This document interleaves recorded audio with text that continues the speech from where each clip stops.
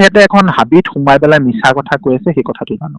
মই যিহেতু আৰক্ষী প্ৰশাসনৰ লগত দূৰ ওপৰতে কোনো সম্পৰ্ক নাই, মই মোৰ এইটো ফোন নম্বৰ আপোনালোকে কল ডিটেইলছ উলিয়াই চাওক। এই জন্মৰ পৰা আজিৰ তাৰিখলৈকে কোনো ধৰণৰ তেওঁলোকৰ লগত সম্পৰ্ক নাই, না মই কোনো পুলিচ বাহিনীৰ লগত সম্পৰ্ক আছে আজিলৈকে দেই।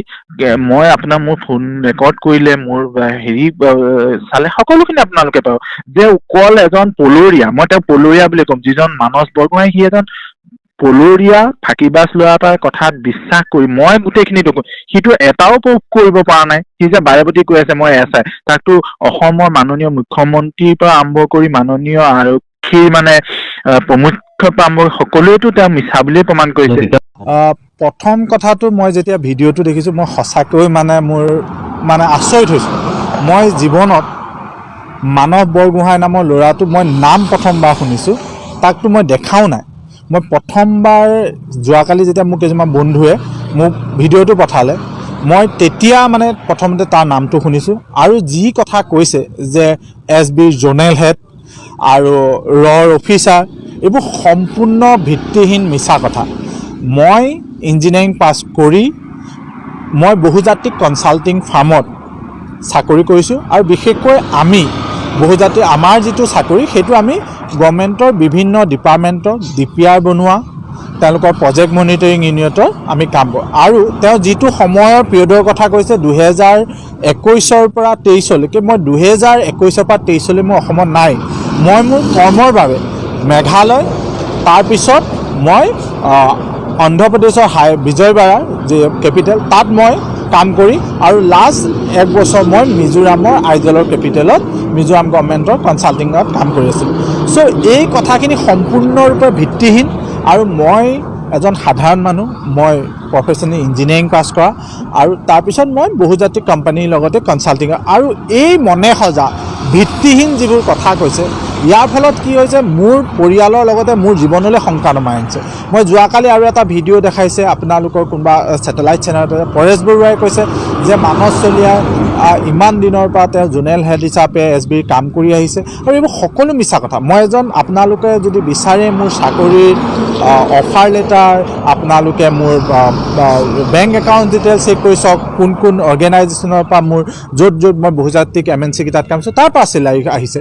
চ' এনেকুৱা ধৰণৰ মিছা কথা কৈ মোৰ গোটেই পৰিয়াল আৰু গোটেই ঘৰৰ মানুহখিনিক এক শংকা আৰু ভয়ৰ মাজলৈ ঠেলি দিছে।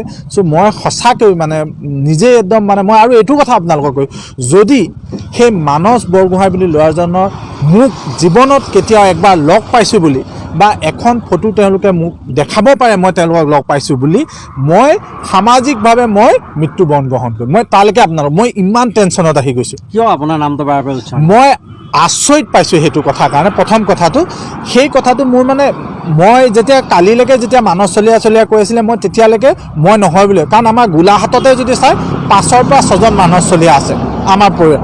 মোৰ নিজৰ বৰ্তাৰ মোৰ নিজৰ বন্ধুৰ ভিতৰতো মানস চলিহা একেই নামে আছে গোলাঘাটৰ ভিতৰত। কিন্তু যেতিয়া মোৰ ফটোখন দিলে আৰু যিখন গাড়ী দেখাইছে, সেইখন মই 2022 বিকা গাড়ীখন। আৰু আপোনালোকে গৈ সুধিব পাৰে গুৱাহাটী চচলৰ যি MD মটৰ্ছ আছে ছেকেণ্ড হেণ্ড গাড়ী, মই তাত বিকিলোঁ। আৰু মই কালি তেখেতক মই ফোন কৰি মই সুধিছোঁ যে আপুনি গাড়ীখন ট্ৰেন্সফাৰ কৰা নাই নেকি? তেওঁ ক'লে যে যিজন মানুহে কিনিছে তেওঁ পইচাখিনি সম্পূৰ্ণ দিব পৰা নাই কাৰণে গাড়ীখন ট্ৰেন্সফাৰ কৰা নাই। চ' এতিয়া চাওক, মই যিহেতু সেই বিষয়ে কোনো কাৰণে জড়িত নহয়, আৰু আপুনি আমাৰ ঘৰলৈ গৈ দেখিছে দাদাহেঁত বাহেঁত কিমান টেনশ্যনত আছে, আৰু আপোনালোকে মোৰ ঘৰো দেখিছে, আৰু তেওঁলোকে মোৰ ঘৰৰ মোৰ জীৱনটোলৈ শংকা নমাই আহিছে আচলতে সঁচা কথা ক'বলৈ গ'লে।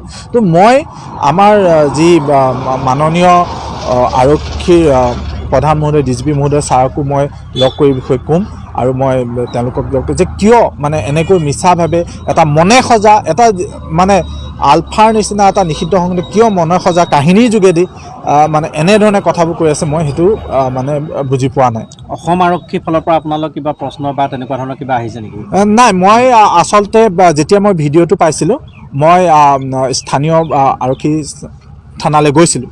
মই তেওঁলোকক কৈছিলোঁ যে ছাৰ এনেকুৱা ধৰণৰ এটা ভিডিঅ'। তেওঁ কৈছে যে চাওক, এইবোৰ সকলো মিছা কথা আমি জানো, চ' আপুনি কোনো ধৰণৰ মানে চিন্তা কৰিব নালাগে আৰু আমি কিবা যদি আপুনি আপোনাকে আমি প্ৰথম যোগাযোগ কৰিলোহেঁতেন চ' এইবোৰ সকলো মিছা কথা বুলি তেওঁলোকেও কৈছে চ' মই সেইবাৰ কৈছে যে এইবোৰ একো মিছা কথা আৰু তেওঁলোকে এইবোৰ মনে সজা ফেক ভিডিঅ' এইবোৰত আপুনি চিন্তাকৃত নহ'ব আৰু মানে স্থানীয় অচি ছাৰজনে তেখেতৰ নম্বৰটো দি পঠাইছে যদি আপুনি কিবা মানে হেৰি হয় মানে আমাক যোগাযোগ কৰিব পাৰে। বৰ্তমান কি কৰি আছে আপুনি? মই বৰ্তমান মিজোৰাম গভৰ্ণমেণ্টৰ যিটো মানে চাকৰি আছিলে সেইটো ৰিজাইন কৰি পেলাই আহি নৱেম্বৰ মই এতিয়া নতুনকৈ অলপ ব্যৱসায় বাণিজ্য কৰিব বিচাৰোঁ। যি কনচাল্টিং আছিলে মিজোৰাম গভৰ্ণমেণ্টৰ লগত সেয়া শেষ হৈ ত' এতিয়া মই অলপ মানে নিজাববীয়াকৈ কিবা ব্যৱসায় বাণিজ্য কৰিম বুলি ভাবি আছোঁ। আপুনি কিমান চনত ইঞ্জিনিয়াৰিং পাছ কৰিছে? মই 2012 চনত পাছ কৰা ইঞ্জিনিয়াৰিং হয়। তাৰপাছৰ পৰা আপুনি মই তাৰপিছৰ পৰা প্ৰথম মই বেংগলোৰত আহিলোঁ। বেংগলোৰৰ পৰা আপোনাৰ মই অৰুণাচলৰ গভৰ্ণমেণ্টৰ লগত কনচাল্টিং কৰিলোঁ। তাৰপিছত মেঘালয় গভৰ্ণমেণ্টৰ লগত আলফাৰ কোনো লিংকমেন বা তেনেকুৱা ধৰণৰ কিবা লগত তেনেকুৱা ধৰণৰ যোগাযোগ হৈছিল নেকি কেতিয়াবা? মোৰ চাওক লিংকমেণ্টৰ লগত মই কেতিয়াও মানে চাওক চিনি নাপাওঁ।